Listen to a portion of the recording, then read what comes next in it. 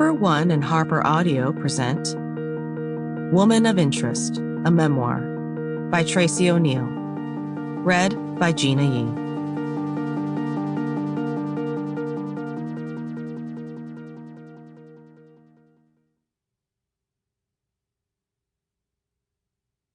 The names and identifying characteristics of some of the individuals featured throughout this book have been changed to protect their privacy.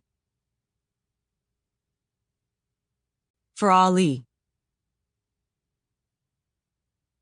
Young women not in desperate need, not saddled with children and old enough to say, "Hell no," and "get out of my face," evaded capture.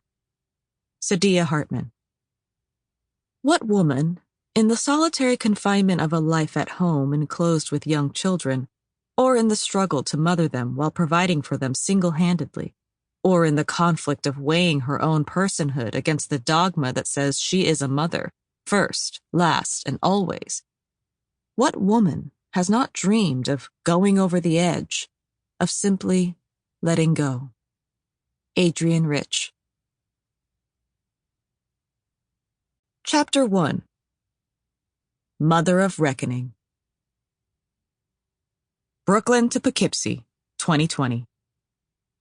A few years back, despite a lifelong renunciation of the urge, I surrendered to obsession with a woman. So I was beside myself. I was myself. It was no time to basket case through life. I did. I wanted her, wanted everything. And all of her was missing. Circa that revelatory sad sack time, I left S, the man everyone thought I'd get around to marrying. I skipped out on my beloved Brooklyn for a job in Poughkeepsie, the lesson of which was that gas station stench had reach. I did not see friends. I saw a peaked white wedding tent on the campus lawn, where I taught writing classes. Then, once COVID-19 spiked, I saw for nearly every waking hour the one-bedroom apartment of drop-ceiling tiles where I taught over Zoom. Time itself felt dark with something more than night, as Ray Chandler might have written. Or maybe I just over-identified with the theorist Lauren Berlant's sentence, "The crisis is of what to do when one's long habit of doing the work of being oneself no longer works." In fact, myself was no longer recognizable. Or I was a dunce, or else I contained multitudes. Was, in other words, both a dunce and someone unrecognizable to herself. But suppose I had an interest in getting my story straight. I could level with myself. On paper, I was 33, adopted, Korean-born, New England bred. Profession, writer. And because no one made a living writing anymore, profession, professor. My net worth was roughly dog. I had not evaded taxes, but I had evaded children. There were consolations in my back pocket, most notably that prior to this period in 2020, during which much of what I did resembled impotent riot, I had been many selves besides a person who wanted this missing woman. I had been a wannabe Olympian and a minor child actor.